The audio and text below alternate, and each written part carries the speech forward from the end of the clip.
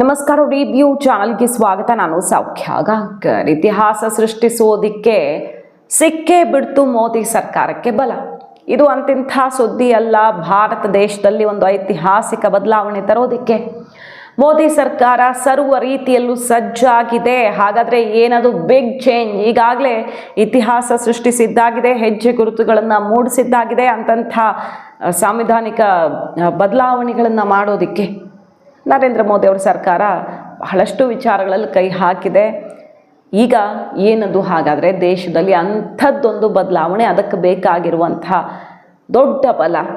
Details ಇರ್ತಾ ಹೋಗ್ತೀವಿ. Miss ಮಾಡಿದ್ರೆ ನಮ್ಮ ಚಾನಲ್ನ ಸಬ್ಸ್ಕ್ರೈಬ್ ಮಾಡಿ, ನಿಮ್ಮ ಅಭಿಪ್ರಾಯ ಕಮೆಂಟ್ ಮಾಡಿ ತಿಳಿಸಿ. ವೀಕ್ಷಕರೇ, ಈಗ ಸದ್ಯಕ್ಕೆ ನರೇಂದ್ರ ಮೋದಿ ಸರ್ಕಾರದ ಎದುರಿರುವಂಥ ಸವಾಲು ಯಾವುದು? ಒಂದು delimitation, one nation one election. ಇಡೀ ದೇಶಕ್ಕೆ ಒಂದೇ ಸಲ ಚುನಾವಣೆ ಆಗುತ್ತೆ, ಕೇಂದ್ರದ್ದು ರಾಜ್ಯಗಳದ್ದು ಎಲ್ಲ. ಮತ್ತು ವಿಮೆನ್ ರಿಸರ್ವೇಷನ್. ಇದು ಮೂರನ್ನೂ ಕೂಡ ಮಾಡೋದಕ್ಕೆ ಮುಹೂರ್ತ ಫಿಕ್ಸ್ ಆಗೇ ಬಿಟ್ಟಿದೆ. ಬಹಳ ಮಹತ್ವದ್ದಿದು. 6 ಸೀಟು. BJPಗೆ ಈಗ ಬೇಕಾಗಿದ್ದು 3 ಮಸೂದೆ ಮಂಡನೆಗೆ ಕೇಂದ್ರ ಸರ್ಕಾರ ಪ್ಲ್ಯಾನ್ ಮಾಡಿಕೊಂಡಿದೆ. ಮರು ವಿಂಗಡಣೆ, ಮಹಿಳಾ ಮೀಸಲಾತಿ ಎಲ್ಲವೂ ಕೂಡ ಕ್ಲಿಯರ್ ಮಾಡ್ಕೊಳ್ಳೋದಕ್ಕೆ ಈಗ ಮೋದಿ ಸರ್ಕಾರ ಪ್ಲ್ಯಾನ್ ಮಾಡಿರೋದು. ಈ ಒನ್ ನೇಷನ್ ಒನ್ ಎಲೆಕ್ಷನ್ನು ಮುಂದಿನ ಚುನಾವಣೆ ಅಷ್ಟೊತ್ತಿಗಾದರೆ ಸಾಕು, 29ರ ಒಳಗಡೆ ಮಾಡೇ ಮಾಡ್ತಾರೆ. ಈಗ ಸದ್ಯಕ್ಕೆ 3 ಯಾವುದು ಅಂತ ಕೇಳಿದ್ರೆ ಡಿಲಿಮಿಟೇಷನ್ನು, ವಿಮೆನ್ ರಿಸರ್ವೇಷನ್ನು, ಅದರ ಜೊತೆಗೆ ಕ್ರಿಮಿನಲ್ ಕೇಸ್ ಬಿದ್ದು 1 ತಿಂಗಳಾದರೂ ಅರೆಸ್ಟ್ ಆಗೇ ಇದ್ದಾರೆ ಅಂದರೆ, ಬೇಲ್ ತಗೊಳ್ಳೋಕೆ ಸಾಧ್ಯವಾಗಿಲ್ಲ ಅಂದರೆ ಅಂತಹ CM ಆಗಲಿ, PM ಆಗಲಿ, ಮಿನಿಸ್ಟ್ರುಗಳಾಗಲಿ, ಜನಪ್ರತಿನಿಧಿಗಳನ್ನು ಆ ಹುದ್ದೆಯಿಂದ ಕೆಳಗಿಳಿಸೋದಕ್ಕೆ ಕಾಯ್ದೆ ಮಾಡೋಕೆ ಹೊರಟಿದೆಯಲ್ಲ ಸರ್ಕಾರ. ಆ ಕಾಯ್ದೆ ಅದು 3 ಕೂಡ ಈ ಸೆಷನ್ನಲ್ಲಿ ಪಾಸ್ ಮಾಡಿಸ್ಕೊಳ್ತಾರೆ. ಅದಕ್ಕೆ ಬೇಕಾದಂಥ ಸೂಪರ್ ಮೆಜಾರಿಟಿಯತ್ತ ಮುನ್ನುಗ್ಗಿದೆ. ಆಲ್ಮೋಸ್ಟ್ ಸಿಕ್ಕೇ ಬಿಟ್ಟಿದೆ. 363 ಸೀಟ್ಸ್ ಸಿಕ್ಬಿಡ್ತಾ. ಹಾಗಾದರೆ NDAಗೆ ಆಶ್ಚರ್ಯ ಆಗಬಹುದು. ಎಸ್, 6 ಸೀಟ್ ಮಾತ್ರ ಕಡಿಮೆ ಇರೋದು. 6 ಸೀಟು ಕೂಡ ಆಲ್ಮೋಸ್ಟ್ ದಕ್ಕಾಗಿದೆ ಸರ್ಕಾರಕ್ಕೆ. ಹೆಂಗೆ ಹಾಗಾದರೆ, ಯಾವ ರೀತಿ ಈ ನಂಬರನ್ನು ಸಾಧಿಸಿದ್ದಾರೆ ನೋಡಿ. ಈಗ 240 ಸೀಟು BJPದು, NDA 293 ಇತ್ತು ಅಲ್ವಾ. ಅದಕ್ಕೀಗ ಯಾರ್ಯಾರು ಸಪೋರ್ಟ್ ಸಿಗ್ತಿದೆ? ರೆಬೆಲ್ ಆಗಿ TMC ಅವರು ಸಪ್ರೇಟ್ ಆದ್ರಲ್ಲ, ಅವ್ರದ್ದು 20, UBT 6, ಉದ್ಧವ್ ಠಾಕ್ರೆ ಬಣ ಹೊಡಿತಲ್ಲ ಅದು 6 ಬಂತು. ಈಗ NCP ಶರದ್ ಪವಾರ್ ಅವರ 8 MPಗಳು ಕೂಡ NDA ತೆಕ್ಕೆಗೆ ಬೀಳೋದು ಬಹುತೇಕ ಖಚಿತವಾಗಿದೆ. ಅವರದ್ದು ಕೂಡ ಮೊನ್ನೆ ಏಕನಾಥ್ ಶಿಂದೆ ಅವ್ರ ಜೊತೆ ಮೀಟಿಂಗ್ ಎಲ್ಲ ಆಯಿತು. ಸೊ 8 ಜನ NDA ತೆಕ್ಕೆಗೆ ಬೀಳ್ತಾರೆ ಅನ್ನೋದು ಆಲ್ಮೋಸ್ಟ್ ಖಚಿತ. DMK ಸಪೋರ್ಟ್ ಕೊಡುತ್ತೆ 22. ಕಾಂಗ್ರೆಸ್ನ ಜೊತೆ ಸಂಬಂಧ ಮುರಿದು ಬಿದ್ದಿದೆ, TVK ಜೊತೆ ಹೋಗಿದೆ. DMKಗೀಗ ಏನು ಕಾಂಗ್ರೆಸ್ ಡಿಚ್ ಮಾಡಿದ ಮೇಲೆ ಸೆಂಟ್ರಲ್ ಪವರಿಂದ ತಮಗೆ ಸಹಾಯ ಬೇಕೇ ಬೇಕಾಗತ್ತೆ ಅನ್ನೋದು ಗೊತ್ತಿರೋದ್ರಿಂದ, ಮತ್ತು ಎಕ್ಸಿಸ್ಟೆನ್ಸ್ ವಿಚಾರ ಬರೋದ್ರಿಂದಾಗಿ ಕೇಂದ್ರದಲ್ಲಿ ಯಾವುದನ್ನು ವಿರೋಧಿಸಿದ್ರು, ಡಿಲಿಮಿಟೇಷನ್ ವಿರುದ್ಧವೇ ಸ್ಟಾಲಿನ್ ಸಿಕ್ಕಾಪಟ್ಟೆ ಅಬ್ಬರಿಸಿದ್ದು. ದಕ್ಷಿಣಕ್ಕೆ ಅನ್ಯಾಯ ಆಗತ್ತೆ, ಅದು ಇದು ಅಂತ. ಅನ್ಯಾಯ ಆಗಲ್ಲ ಅನ್ನೋದನ್ನು ಲೆಕ್ಕ ಇಟ್ಟು ಹೇಳಿದರು. ಈಗ ರಾಜಕೀಯ ಅಸ್ತಿತ್ವದ ಅನಿವಾರ್ಯತೆ ಇರೋದ್ರಿಂದ 22 ಸೀಟ್ಸು DMK ಕಡೆಯಿಂದ ಸಪೋರ್ಟ್ ಸಿಗುತ್ತೆ. ಇತರೆ 5 ಇದ್ದಾರೆ, ಬೇರೆ ಬೇರೆ ಕಡೆ ಇತರೆ 5 ಇದ್ದಾರೆ. ಅವ್ರ ಸಪೋರ್ಟು ಒಟ್ಟು ಸೇರಿದ್ರೆ ಈಗ NDA ಹತ್ರ ಇರೋ ನಂಬರು 354 ಸಪೋರ್ಟ್ ಸಿಗೋದು. ಇದನ್ನು ಪಾಸ್ ಮಾಡ್ಕೊಳ್ಳೋಕೆ ಅವ್ರೇನು NDA ಜೊತೆ ಸೇರ್ಪಡೆ ಆಗಬೇಕು, BJP ಜೊತೆ ಸೇರ್ಬೇಕಂತಿಲ್ಲ, ಕ್ಲಿಯರ್ ಮಾಡ್ಕೊಳ್ಳೋಕೆ ಸಪೋರ್ಟು ಇವರದ್ದೆಲ್ಲ ಸಿಗ್ತಾ ಇದೆ.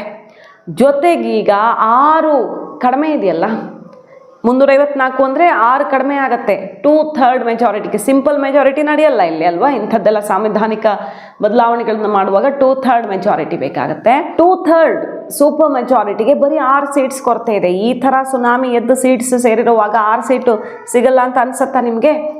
ಅದಕ್ಕೂ ವ್ಯವಸ್ಥೆಯಾಗಿದೆ. BJD, YSRCP ಮತ್ತು BRS ವಿವಿಧ ಪಕ್ಷಗಳ ಔಟ್ಸೈಡ್ ಸಪೋರ್ಟ್ ಈಸಿಯಾಗಿ ಸಿಗತ್ತೆ.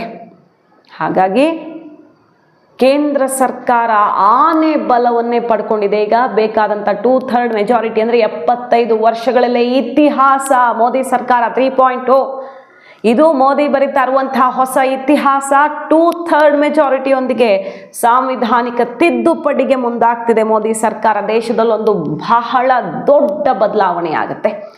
ಸೊ ಡಿಲಿಮಿಟೇಷನ್ ಆದರೆ ಆ ಮೂಲಕ, ಕ್ಷೇತ್ರಗಳ ಮರು ವಿಂಗಡಣೆಯ ಮೂಲಕ ಸೊ ಡಿಲಿಮಿಟೇಷನ್ ಆಗಿಬಿಟ್ರೆ 29ರ ಚುನಾವಣೆಯಲ್ಲಿ ಟಚ್ ಮಾಡೋಕ್ಕಾಗಲ್ಲ BJPಯನ್ನು. ಅದಕ್ಕೆ ಇಷ್ಟೆಲ್ಲ ವಿರೋಧ ವ್ಯಕ್ತವಾಗ್ತಿರೋದು ಅನ್ನೋದು ಗೊತ್ತಿರೋದೆ.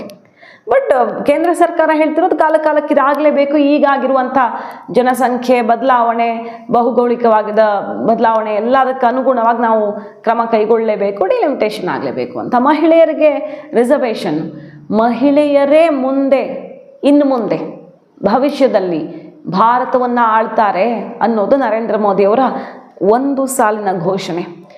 ಯಾವಾಗ ಮಹಿಳೆಯರು ಭಾರತ ಆಳ್ತಾರಲ್ಲ ಆಗ ದೇಶ ಯಾರು ತಡೆಯೋಕೆ ಆಗಲ್ಲ. ಹೇಗೆ ಏನೇ ಕಾಣಿಸ್ಬೋದು ಒಂದು ಮನೆ ಹೊರಗಡೆ, ಆದರೆ ಆ ಮನೆಯಲ್ಲಿ ನಿಜವಾದ ಶಕ್ತಿ ಯಾರದ್ದಾಗಿರುತ್ತೆ, ನಿಜವಾಗಿ ಆ ಮನೆ ಅಚ್ಚುಕಟ್ಟಾಗಿ ನಡೆಸ್ಕೊಂಡು ಹೋಗೋ ಚಾಕಚಕ್ಯತೆ ಹೆಣ್ಮಗಳದ್ದಾಗಿರುತ್ತೆ. ಆಕೆ ಹೊರಗಡೆ ದುಡ್ದು ಒಳಗಡೆ ದುಡ್ದು ಅಥವಾ ಹೊರಗಡೆ ದುಡ್ದಿದ್ದನ್ನು ನಿಜವಾಗಿ ನಿಭಾಯಿಸುವಂಥ ಶಕ್ತಿ ಎಲ್ಲವೂ ಆ ಹೆಣ್ಮಗಳದ್ದಾಗಿರುತ್ತೆ. ಅಂತಹ ಹೆಣ್ಮಗಳ ಕೈಯಲ್ಲಿ ದೇಶ ಯಾರು ಊಹಿಸದ ಲೆವೆಲ್ಗೆ ಹೋಗುತ್ತೆ. ಸೊ ಇನ್ನು ಮುಂದೆ ದೇಶವನ್ನು ಆಳೋದೇ ಮಹಿಳೆಯರು ಅನ್ನುವಂಥ ಒಂದು ಸಾಲಿನ ಘೋಷಣೆ ಮೊಳಗಿಸಿದ್ರು. ಆದರೆ ಅದು ಫೇಲ್ ಆಯಿತು, ಮಾಡೋಕ್ಕಾಗಲಿಲ್ಲ. ಯಾಕಂದರೆ ಎರಡು ಒಟ್ಟಿಗೆ ಮಾಡ್ತಿದ್ದೀರಿ ನೀವು. ನಮಗೆ ಮಹಿಳೆಯರ ಮೀಸಲಾತಿಗೆ ವಿರೋಧ ಇಲ್ಲ, ಡಿಲಿಮಿಟೇಷನ್ ಲಿಂಕ್ ಮಾಡ್ತಿದ್ದೀರಿ ಅಂತ ವಿರೋಧ ವ್ಯಕ್ತಪಡಿಸಿದ್ರು. ಅದ್ರ ಪರವಾಗಿ 298 ಓಟು, ವಿರುದ್ಧವಾಗಿ 230 ಕಳೆದ ಬಾರಿ ಲೋಕಸಭೆಯಲ್ಲಿ. ಅಂದರೆ ಇದಕ್ಕೆ ವಿರೋಧ ಇರಲಿಲ್ಲ ಮಹಿಳೆಯರ ಬಿಲ್ಗೆ, ಬಟ್ ಓವರ್ ಆಲ್ ಬಿದ್ದು ಹೋಯಿತು. ಹಾಗಾಗಿ ಈ ಸಲ ನರೇಂದ್ರ ಮೋದಿ ಅಮಿತ್ ಶಾ ಅವರು ಶಪಥ ಮಾಡಿದಂತೆ ಇದು ಸೋಲಲ್ಲ, ಒಂದು ಪಾಸ್ ಅಷ್ಟೇ. ಮತ್ತೆ ಬರ್ತೀವಿ ನೋಡಿ. ಹೆಂಗೆ ಬರ್ತೀವಿ ಅಂದರೆ ಪಾಸ್ ಮಾಡ್ಕೊಳ್ಳೋ ರೀತಿಯಲ್ಲಿ ಬರ್ತೀವಿ ಅಂತ ಹೇಳಿದರು. ಅದೇ ರೀತಿಯ ಆಪರೇಷನ್ಗಳು ಮೊನ್ನೆ ಬಂಗಾಳದ ಎಲೆಕ್ಷನ್ ಆದಮೇಲೆ ದೇಶವ್ಯಾಪಿ ಆದವು. ಆಪರೇಷನ್ ಅಂದರೆ BJPನೇ ಕರ್ಕೊಳ್ಬೇಕಂತಿಲ್ಲ. ಈ ಪಕ್ಷದ ಪರವಾಗಿ, ಆಡಳಿತ ಪಕ್ಷದ ಪರವಾಗಿ ಬೀಸ್ತಿರೋ ಗಾಳಿ ನೋಡಿ ಸಹಜವಾಗಿ ರಾಜಕೀಯ ಅಸ್ತಿತ್ವಕ್ಕೆ ಅವರವರ ಸಿದ್ಧಾಂತ, ಅಲ್ಲಾಗಿರೋ ಸಮಸ್ಯೆ, ನಾಯಕತ್ವದ ಗೊಂದಲ ಎಲ್ಲ ಕಾರಣಗಳಿಂದ NDA ತೆಕ್ಕೆಗೆ ಬಿದ್ದಿದ್ದಾರೆ. ಆ ನಂಬರ್ ಈಗ ಫುಲ್ಫಿಲ್ ಆಗೇ ಬಿಟ್ಟಿದೆ. ರಾಜ್ಯಸಭೆಯಲ್ಲೂ ಅಷ್ಟೇ ಕೇವಲ 11 ಸೀಟ್ಸ್ ಕೊರತೆ ಇದೆ. ರಾಜ್ಯಸಭೆಯಲ್ಲೂ ಇದುವರೆಗೆ ಕಂಡರಿಯದಂತಹ ಮೆಜಾರಿಟಿಯನ್ನು ಕಾಣ್ತಾ ಇದೆ. BJP NDA ಅನ್ನೋದೇ ಒಂದು ಬಹಳ ದೊಡ್ಡ ವಿಷಯ. 152 MP ಗಳು ಈಗ NDA ಜೊತೆಗಿದ್ದಾರೆ, 11 ಮಾತ್ರ ಕೊರತೆ ಇರೋದು. ಸೊ ಈಗ DMK ಇಂದ 8, BJD ಇಂದ 5 ಔಟ್ಸೈಡ್ ಸಪೋರ್ಟ್ ಸಿಕ್ಕಿಬಿಟ್ರೆ ಅದು ಆಗೇ ಬಿಡುತ್ತೆ 164. ಸೊ 2 ಮೇಲ್ಮನೆ ಕೆಳಮನೆಗಳಲ್ಲಿ ಸೂಪರ್ ಮೆಜಾರಿಟಿ ಸಾಧಿಸುವತ್ತ ಆಲ್ಮೋಸ್ಟ್ ರೀಚ್ ಆಗಿದೆ ಮೋದಿ ಸರ್ಕಾರ. ಡಿಲಿಮಿಟೇಷನ್ನು, ವಿಮೆನ್ ರಿಸರ್ವೇಷನ್ನು, ಜನಪ್ರತಿನಿಧಿಗಳು 1 ತಿಂಗಳಾದ ಮೇಲೂ ಕೂಡ ಕ್ರಿಮಿನಲ್ ಮೊಕದ್ದಮೆಯಿಂದ ಹೊರಗಡೆ ಬರೋಕ್ಕಾಗಿಲ್ಲ, ಅವರು ಅರೆಸ್ಟ್ ಆಗೇ ಇದ್ದಾರೆ, ಬೇಲ್ ತೊಗೊಳೋಕ್ಕಾಗಿಲ್ಲ ಅಂದರೆ ಆ ಹುದ್ದೆಯಿಂದ ಅವರು ತಂತಾನೇ ಕೆಳಗಿಳಿಬೇಕಾಗುತ್ತೆ. ಎಷ್ಟು ಲೈಕ್ ಕೇಜ್ರಿವಾಲ್ ಅರೆಸ್ಟ್ ಆದಮೇಲೂ ಜೈಲಲ್ಲಿ ಇದ್ದುಕೊಂಡೇ CM ಅಂತ ಆಡಳಿತ ಮಾಡಿದ್ರಲ್ವ. ಸೊ ಅಂಥದ್ದಾಗಲ್ಲ ಇನ್ನು ಮುಂದೆ.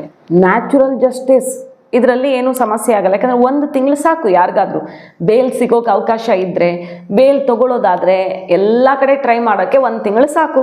ಸೊ 1 ತಿಂಗಳಾದಮೇಲೂ ಅವ್ರು ಜೈಲಿಂದ ಹೊರಗಡೆ ಬರೋಕ್ಕಾಗ್ತಿಲ್ಲ ಅಂದರೆ ಅವ್ರು ತಂತಾನೇ ಹುದ್ದೆಯನ್ನು ಕಳ್ಕೊಳ್ತಾರೆ. ಅದನ್ನು ತರುವ ಮೂಲಕ ಈ ದೇಶದಲ್ಲಿ ಭ್ರಷ್ಟಾಚಾರಕ್ಕೊಂದು ಮಾಸ್ಟರ್ ಸ್ಟ್ರೋಕ್ ಕೊಡೋದಕ್ಕೆ ನರೇಂದ್ರ ಮೋದಿ ಅವರು ಮುಂದಾಗಿದ್ದಾರೆ. ಕ್ರಿಮಿನಲ್ ಮೊಕದ್ದಮೆಗಳ ಹಾಸು ಹೊದ್ದುಕೊಂಡು ಇವತ್ತು ಎಷ್ಟೋ ಜನ ಆಡಳಿತ ಮಾಡ್ತಿರೋರಿದ್ದಾರೆ. ಅಂಥವ್ರಿಗೇನಾದರೂ ಕುಣಿಕೆ ಬಿಗಿಯಾದರೆ ಕಥೆ ಮುಗೀತು. ಅಂಥ ಕಾಯ್ದೆ ಇನ್ನು ಮುಂದೆ ಜಾರಿಯಾಗುತ್ತೆ. ಈ ಸೆಷನ್ನಲ್ಲಿ ಬಿಲ್ ಪಾಸ್ ಮಾಡ್ಕೊಳ್ಳೋಕ್ಕೆ ಮುಂದಾಗಿದ್ದಾರೆ. ಇದಾಗ್ತಿದ್ದಂಗೆ ಮುಂದಿನ ದಿನಗಳಲ್ಲಿ ಅಂದರೆ ಇನ್ನೊಂದು ವರ್ಷದಲ್ಲೋ ಇನ್ನು 2 ವರ್ಷಗಳಲ್ಲೋ ಈ 1 ನೇಷನ್ 1 ಎಲೆಕ್ಷನ್ ಕೂಡ ಪಾಸ್ ಆಗುತ್ತೆ. 29ರ ಚುನಾವಣೆ ಮೊಟ್ಟ ಮೊದಲ ಬಾರಿಗೆ ಈ ದೇಶದಲ್ಲಿ ಒಂದೇ ಸಲಕ್ಕೆ ರಾಜ್ಯ ಮತ್ತು ದೇಶದ ಚುನಾವಣೆ ನಡೆಯುವ ಮೂಲಕ ಬರೀ ಚೀಪ್ ಪಾಲಿಟಿಕ್ಸು, ಇಡೀ ದೇಶದಲ್ಲಿ ಹಣದ ಹೊಳೆ ಹರಿಯೋದು, ಸಮಯ ವ್ಯರ್ಥ, ನೀತಿ ಸಂಹಿತೆ ಅಲ್ಲೊಂದ್ಸಲ ಇಲ್ಲೊಂದ್ಸಲ ಅಂದ್ಕೊಂಡು ಆಡಳಿತದ ಕೈಕಟ್ಟು ಹಾಕಿದಂಗಾಗೋದು, ಇದೆಲ್ಲ ನಿಂತು ಹೋಗುತ್ತೆ.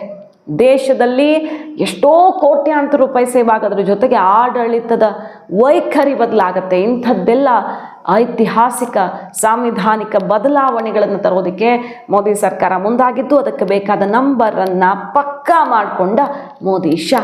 ಇದು ಬಿಗ್ ನ್ಯೂಸ್. ಮಾಹಿತಿ ಇಷ್ಟ ಆಗಿದ್ರೆ ಮಿಸ್ ಮಾಡದೆ ನಮ್ಮ ಚಾನಲ್ನ ಸಬ್ಸ್ಕ್ರೈಬ್ ಮಾಡಿ, ನಿಮ್ಮ ಅಭಿಪ್ರಾಯ ಕಮೆಂಟ್ ಮಾಡಿ ತಿಳಿಸಿ. Thank you.